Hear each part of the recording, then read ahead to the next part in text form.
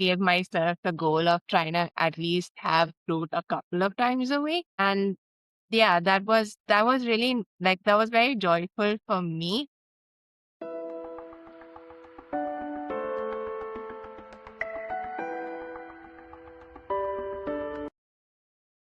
You ever feel like you're failing at self-care, eating habits, or just healing itself?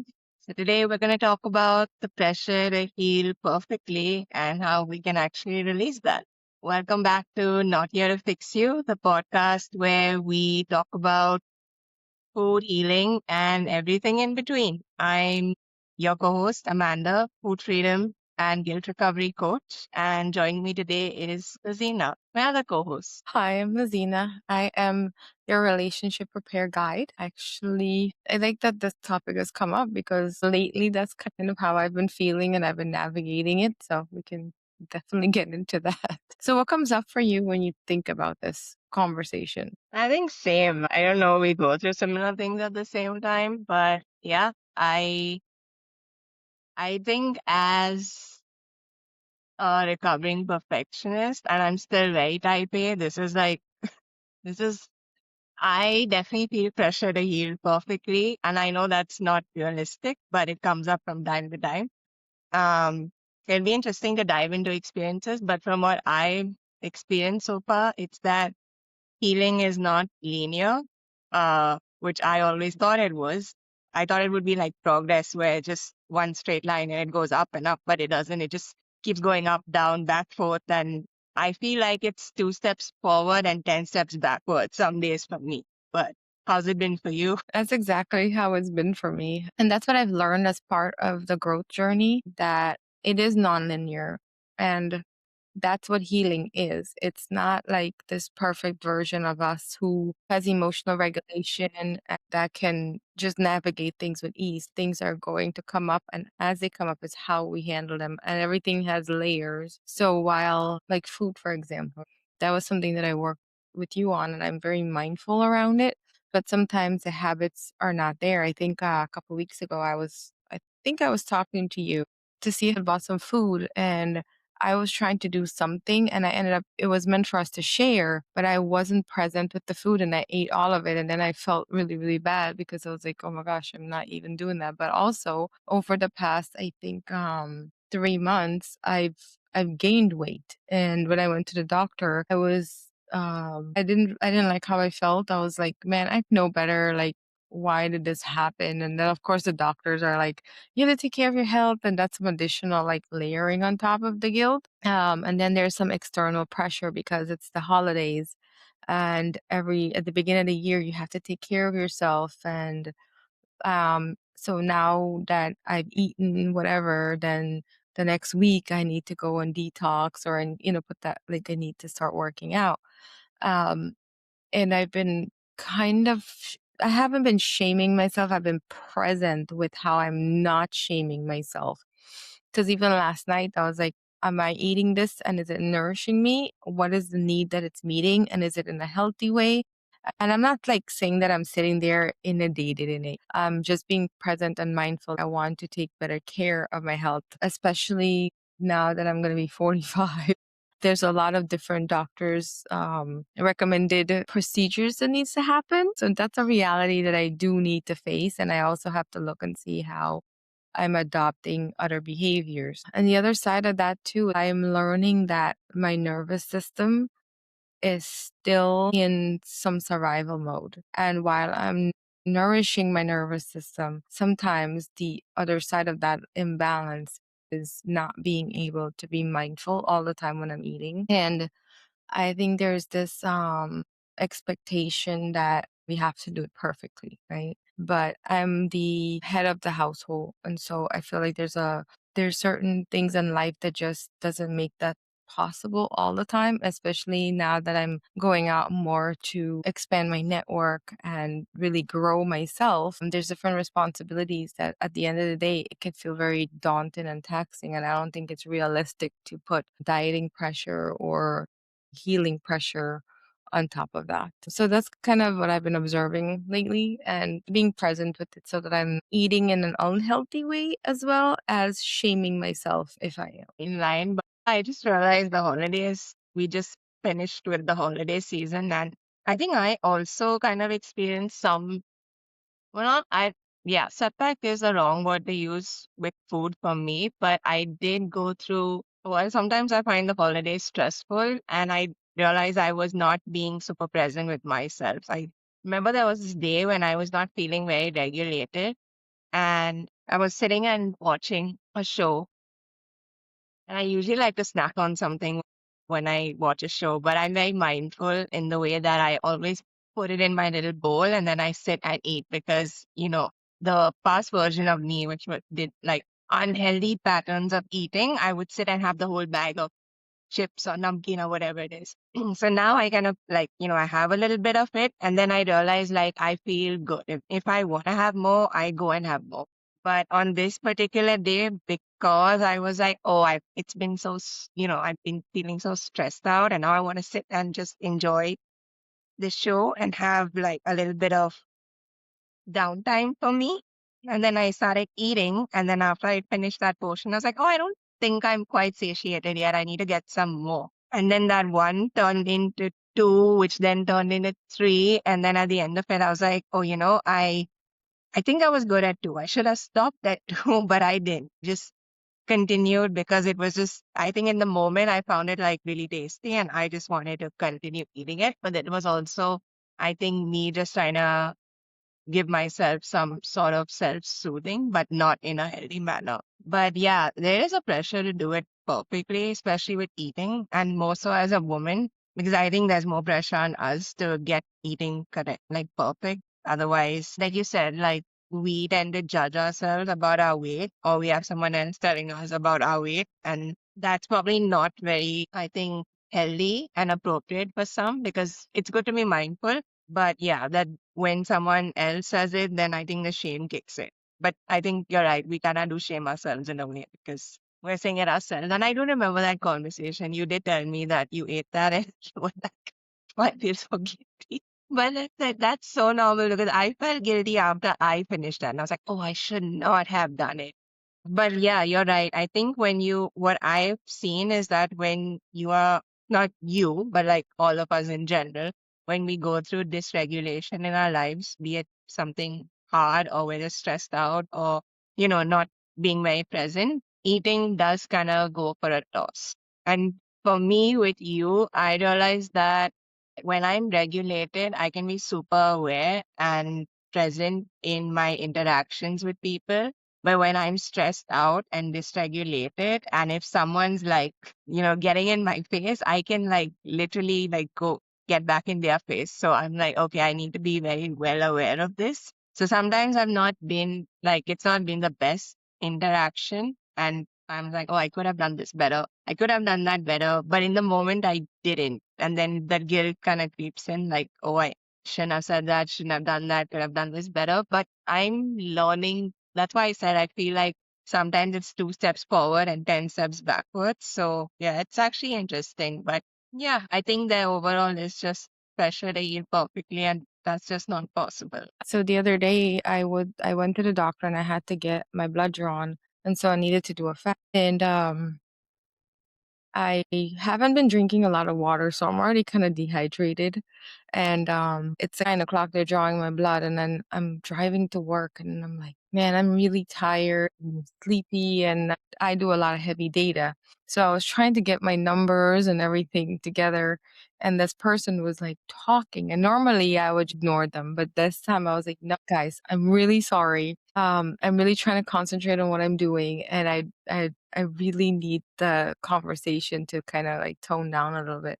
And they didn't hear me, and then I said it again. And even as I was saying it, I was scared. A part of me was scared because I don't tend to ask for what I need. But this time I actually asked for what I needed in a good way. I didn't like snap or yell or anything like that. I was really proud of that because I even messaged my supervisor and I was like, today is not a really good day. I'm very short tempered because I haven't eaten. I need to replenish and I have a lot of data work to do. So just kind of like being present and talk through it helped me that day. And then I got my food and I drank my water and I was better. for the rest of the day. But there was a time when you would not be able to communicate with me in that space because I'm gonna lose my shit. I'm gonna lose it and it's not gonna be well. And that's like how food affected and impacted me, but also my body. I was depleted and I needed to make sure that I took care of myself and asked for what I need because I think it's so often when something happens, when I don't have to say it in a bad way, but if I don't speak up for what I need or what I'm feeling or what the situation is, that's me abandoning myself too. And then it doesn't offer the person an opportunity to do it differently. And I have been on that side where if someone tolerates my behavior, then later on it pens up and then they're coming at me and I don't know what to do. I'd rather know beforehand so that I can, meet them halfway or compromise or, like show up in a way that I can be proud of. So the food thing this past week have been very I wouldn't say eye-opening to that degree, but I've been more paying attention to it as it's coming up. As my workload is getting heavier and there's times when there's a lot on my plate and not taking the time to sit down and write it out or plan it out, that can affect too. Yeah, and I mean, I'm out of when listening to that story, I was just kind of curious as to whether you were, I mean, when you went head to office and after you had that blood draw, I was just like, oh, were you in that space because you were just overall in a great mood that day, or was it also because your blood sugar might have been a bit low and you were hungry? Maybe you needed to like eat something because that's happened to me. Like there have been times when and that doesn't happen often because I think my stomach's pretty fine tuned into telling me when I need to eat. So it doesn't happen often, but I do know that whenever I used to go traveling, like if I went on a road trip, I'm the kind of person who doesn't eat a lot because I always think I'm gonna, feel sick and throw up. So I tend to eat less, and I realize that's when I'm getting stressed out. And I'm not even the one driving, it's someone else driving. But then I just get really tired on those road trips. And then it's also because I'm not eating a lot that's hunger there. So then I get snappy and I'm like, oh, that's because I'm hangry, like it's hunger. So I don't think I'm like the nicest person to be around when I'm like, deprived of food. Just saying. But yeah, I definitely realize that when my blood sugar is too low or if I haven't eaten enough, I can get snappy and then I have to check and I'm like, wait, am I really in a bad mood or am I just hungry? Like, do I need to grab a Snickers? So I don't know. In India, we had this like funny ad where the person was snapping at someone, but then they offer them a Snicker bar and then they replenish their energy. I'm like, oh, I was in India. I was good. Yeah, but I remember like it's not every episode that happens like that. Sometimes I definitely genuinely do get mad, and that's because I guess there are different things that trigger us, but it's definitely I'm more prone to it when I'm really stressed out or overwhelmed. And like you said, if you have a lot on your plate and you're already like, you got your own stuff going on, and then people are coming up with more stuff for you to do, yeah, that's when I'm just like, no, like that this is all like I can handle. And then I try to say it nicely. And I think you handle that really well with your coworkers, but I think I probably try it twice. And then the third time they're just gonna get it. Let's just self-isolate on those days as best as I can. But yeah, I think you would tell me the goal is to keep practicing those interactions and not to like shy away from them. But I don't know what would you actually tell me? That'd be So as far as the when it comes to like, healing, it's the idea that healing isn't linear, right? The uh-huh. example the example of being able to be present with, okay, I am not eating as best as I want to right now, but I also had some emotional stuff that come up, especially over the holidays. It's difficult because there's still parts of me that have to rebuild, and Yeah. rebuilding for me has been, this is my third time rebuilding, and there's a sense of loss that comes with that. Being able to put myself through the process of why that loss happens, why that loss is even coming up in the first place and what the feelings are going through it, that kind of led me down some pathways. And so that's, I think, the tie into, some of the things that I would say to you are the same things that I would say to me when the emotion comes up. I need to get curious about why and actually releasing it. So some of the things that I did, especially during the holidays, was like, what can I do now to start new family traditions? And when I sat with that thought, it was a lot of sadness because here was my kids are 17 and 25, 24. So now how do I even begin? What does that even look like? I don't know what that looks like because most of our childhood is what brought us joy. So I felt like most of the things that my kids would want from me are things that had to do with what we enjoyed growing up. So what are those? And then there was a sense of failure that also came up with that. So sitting with that sense of failure, writing it out even, or having a conversation about it, just to release the thoughts, because the thoughts are what brought on the feelings. That there isn't failure. If anything, there's a lot more success than anything else. And this is also how that can impact everything, because that one thought can spiral into another. So me taking care of that thought, handle and releasing that emotion is, important. But there's also the layer into that is not only the holidays and the children holidays. There was also a time when I was very happy during the holidays, and I know that, not that I'm not going to be able to have that kind of happiness again, but that particular happiness, I felt really joyful and fulfilling. So now the idea of not being able to create that with the same people and having to do it, finding ways to do it, is not an easy thing to get through. It's very hard to get through, especially during the holidays. For me, I felt like I know what fulfillment feels like with someone else. Finding the fulfillment on my own is important, and I have that, but now there's also saying goodbye to a lot of dreams that aren't going to be able to be there. That took a lot of time too. Then also realizing that there was resentment in my words, and when resentment shows up in my life, how it affects me and how it starts affecting the people around me, how it comes out in my behavior towards others, just so unconsciously. So I decided, for me, whenever it comes to resentment, what does resentment need? Resentment needs forgiveness. So I put myself through the 7 times 70 forgiveness activities, and that was very revealing as well.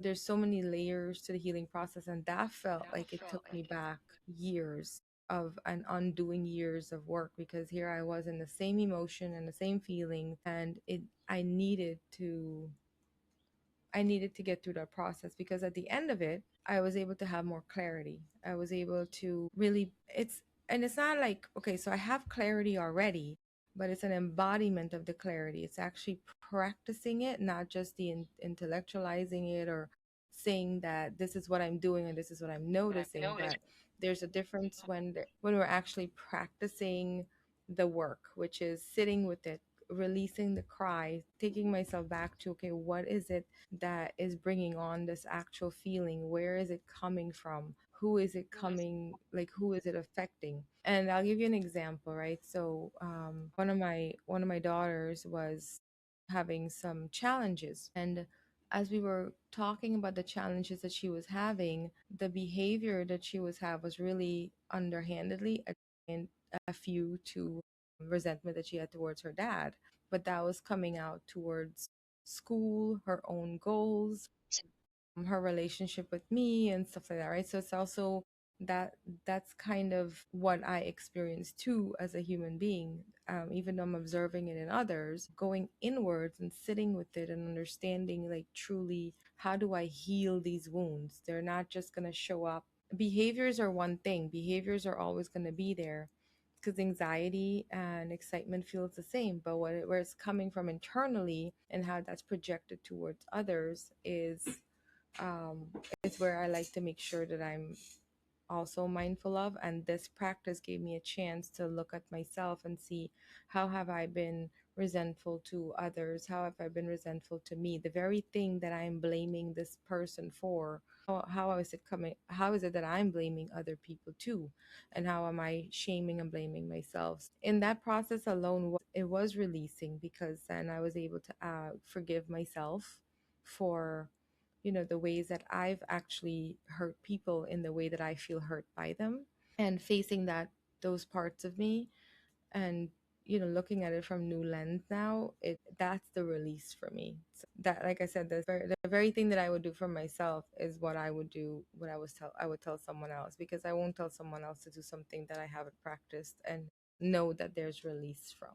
I mean, with me, if I reflect this past like year, I feel like I didn't really struggle that much with food, which is I always consider it a big achievement for me because I know where I came from and how it was such a struggle even for me to like go to the grocery store. Like I don't know whether I shared this. I feel like I have, but I remember going to grocery stores and spending like 2.5 hours in there shopping for just me. And that's definitely not healthy behavior because I was trying to fixate on food labels and trying to figure out what I should get for myself. And this was way before I even dipped into nutrition. So I think I was just trying desperately to understand, but I couldn't. But I think the thing is that I remember that with food, I used to always overthink every single thing that I would eat. And that was very unhealthy behavior. And I definitely had those disordered eating patterns. So I'm very grateful for the relationship I have with it now. And do I step up from time to time? Yes. But for me, when it comes to food, healing is just about getting it better the next day. And but not putting too much pressure on myself. Just saying like, okay, for me, it's always because I'm dysregulated. So I'm either stressed or overwhelmed, and then I'm not noticing things. So now I'm more mindful. Like I'm very proud of myself for the fact that in 2024, around that time, I made this goal at the end of 2024 that I want to be very mindful of my water intake, which I was not. And then I felt like I'm being a bit of a hypocrite because I do tell my clients to be mindful of their own water intake and I'm not doing it. So I need to practice what I preach, very much like what you said. So I started tracking my water, and that's the only thing I track is my water. I never track my food. But I was like, I cannot keep up with those glasses. Like they say, like, 8 or 10. I'm like, I lose track of numbers. So I started keeping a bottle with me and ensuring that I have at least 2 liters of water a day. And by the end of 2025, I'm super happy to say that 85% of the time I got it right. And then on the days that I didn't, I was like, okay, I have to like give myself some grace because before I was just about getting 1 liter in, which is not good. But I used to just convince myself like I'm young and it's fine. Yeah. I don't want to just do it because we're all getting on in age, but I do want it to be like a healthy habit that I built for my future. So I have to start somewhere. So that's kind of why I started it. That and eating fruit, which was like such a struggle for me. I love to eat vegetables, but like I think it's because I also remember when I was practicing, yeah, literally when I was on all those different diets, I would always think like, oh, fruit is like something healthy and very diety. So when I started slowly easing out of diet culture and easing more into like, what do I want to eat? What makes me happy? What's actually good for my body? I knew like logically, like, yes, fruit is good for me. But then I would keep telling myself the story like I'm eating enough vegetables, so I'm getting enough fiber, so I don't really need to eat fruit, right? I mean, Amanda wants to make space for better things, like dessert. But then I was like, you know what? It's not, I do want to have like a balanced, yeah, I'm going to say diet for lack of a better word, but I do want to have like, I want it to be like a very balanced plate. So I do want to incorporate all like the different types of food. So again, I gave myself the goal of trying to at least have fruit a couple of times a week. And yeah, that was really like that was very joyful for me because again, I was so proud that I managed it because I'm not a person who likes to eat a lot of fruit. But I think overall, I think I could say that I'm in a very good place with food and eating. Like I've not experienced any major episodes in the past year or so. But I think for me, the tricky part is the work that I came to you for, which was the relationship repair stuff. So for that, I feel like I go backwards and forwards on my journey. But I think around the holidays, and I don't know what it is about the holidays, but yeah, I think I also. So I remember at the beginning of this year, I came to you and I talked about like I let go of a friendship that was not very good for me. And I remember You sat me through that, and we had so many conversations around that. But that cropped up for me during the holidays. I don't know why, but I think I also needed to take stock of like everything that happened in between. And I realized that, yeah, you were right because you had said something to me back at the start when things were not in a good place. And I remember you said, like, oh, you know what?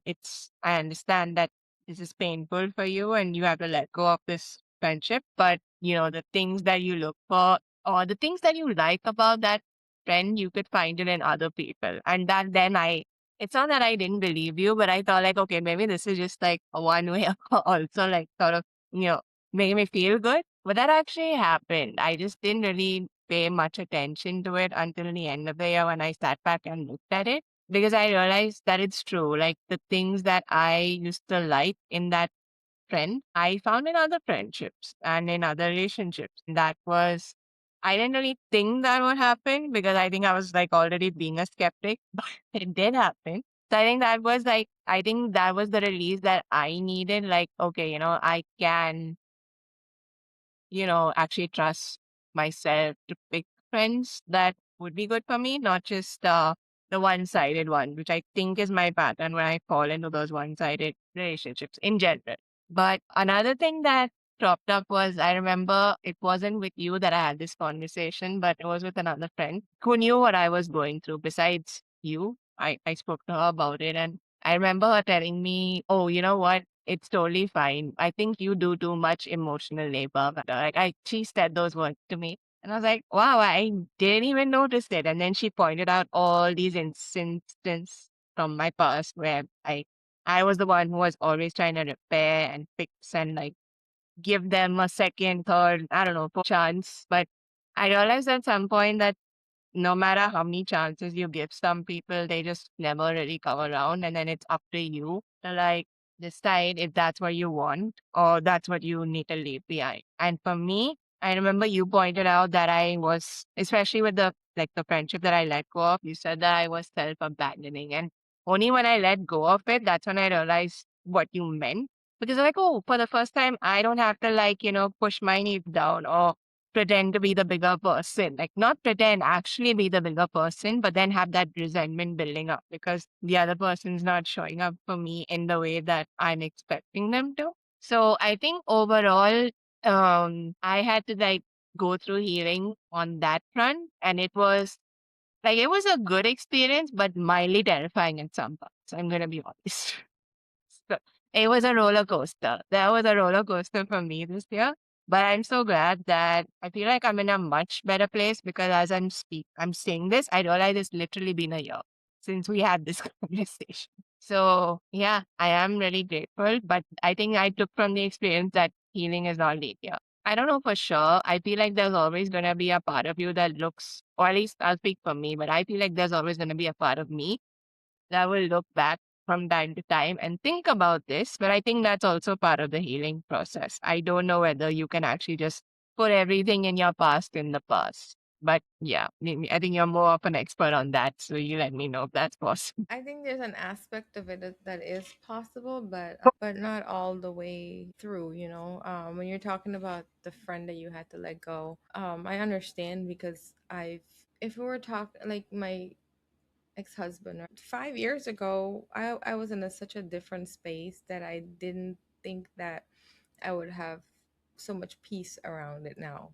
you know? So it's like, yeah, it's possible to let go. There's forgiveness and stuff like that, but there's also somebody that I'm trying to let go of, and it's been hard. And what along the way, what I've learned is like, there's this dream that I had in the relationship that um I don't know, it was a good dream. Like I felt like this was really somebody that I was aligned with.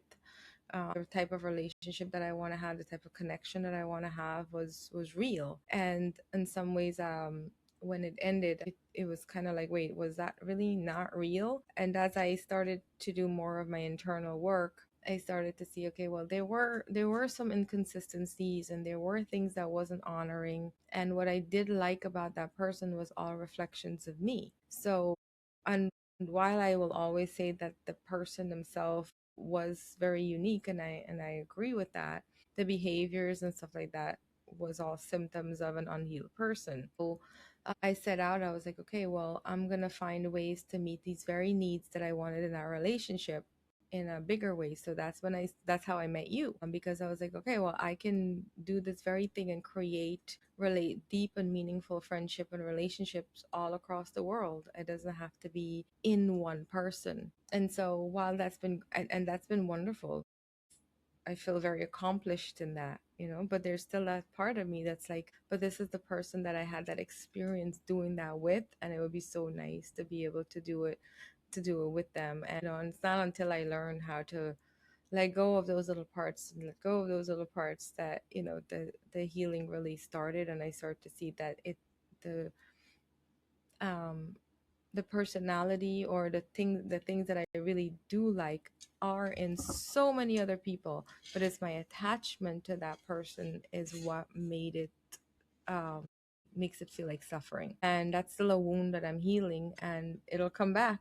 It'll I'll do as much work as I can. I'll get a lot of clarity, but then it's just part of the discernment and learning that, like, love just is. It doesn't belong to anybody. It's not possession. And while it sounds nice to say, and it does feel good from time to time, there's a part that just kind of has that acknowledgement of like, okay, that was then. I'm thankful for it because look at all of the things that I've gained. But at the same time, I can't let that stop me from thriving or getting up and doing the next thing from fulfillment. I really can't let it rob me from fulfillment. And there's so much lessons because we're all mirrors of each other. So whatever is reflecting at the time, there's great lessons in it. So I'm thankful for the lesson. And so it's like a and, it's not a but, right? It's like I'm heartbroken that this thing couldn't last, but I'm thankful and grateful because look at all of the other things that it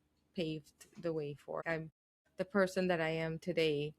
I would not be this person had I not gone through those experiences. So it's like bittersweet, but it's also part of the life lessons. And I wish it was a little bit easier. I'm gonna have to unmute you. There we go. So I think it's like built into like you only become the version of yourself after you go through some hardships. Because I think otherwise it's too deep. I think if we don't go through those things, then we don't really grow and then we stay stuck in this like the similar patterns and we don't really understand anything moving forward. But I think going through that, maybe we have to, as painful and as horrible and as sucky as it is, I think those experiences change us and shape us for the better. Maybe sometimes for the worse too, but I like the things that they shape us for the better. But yeah, I think, is there anything that you have to say to anyone out there who's healing and thinks they're not doing it perfectly? Like if you had to leave them with like one last piece of advice, what do you think it would be? Yeah, from The advice that I would give to anybody who's going through it is just give yourself a lot of grace and a lot of compassion. The healing journey is not perfect, and that's what's beautiful about it. It's perfectly imperfect. Every moment, something's happening to teach a lesson. So even if it sucks, oh my God, this sucks. I hate this. But what is, like, always think in the back of your mind, what is the lesson here? And go get curious about it. Don't let it stop you from doing anything. Grace and compassion. Every moment that it comes up, give yourself grace and compassion because when we're worried, we're thinking about the future, and when we're sad, we're thinking about the past, and that robs us from being in the present. So, and then the present is really here and now, and the only thing we can do, and that's within our circle of control, is now. And just keep choosing the next best thing and doing it from joy. Even if you're sad, you can have both anger and you can be angry and happy. It can coexist. yeah, two things can be true at the same time. But yeah, I think we're in alignment because I was also gonna say give us that grace and compassion. But I wanna add that I realized an important thing to do is, like you said, stay in the present, but I'll take it one step further and say just take it day by day. Because if I have to wake up every day and compare my past versions to my present versions and then think about my future versions, that's just gonna drive me crazy. So I think every day my advice is just wake up and try to do the best you can. Just keep moving forward from there because we're all human and we're all healing. And I still don't think there is a extremely healed person out there. I think because we're all human, we're all going to make mistakes. So we're all in the process of healing. It's just about doing the best that you can every day, get to the version of yourself that you're proud of. So yeah, that's just all I have to say. And I And I want to think, add, oh, yeah, sorry. go ahead. I just want to add to that that there is no such thing as a healed person because it is a Mhm. healing journey. And when people are healed, they still go through things and they'll tell you that it doesn't mean that I'm perfect. I'm happy, but I'm also addressing things that are coming up. But I'm in a better space to do it. It doesn't sink me like it did before. I have a much better mindset and mind frame around it. So it's something that comes up a lot where people it feels like there's a perfectly healed person that it just doesn't exist. But yeah, take it away, Amanda. I think we're wrapping up now. Yeah, we're gonna wrap up, but yeah, like Lazina said, healing is all about just building resilience and doing it day in and day out every single day.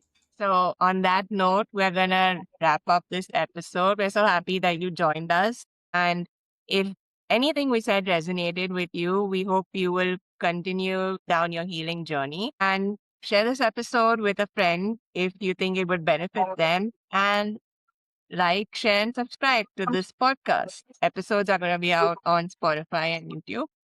And we will see you in the next one. Till then, take care.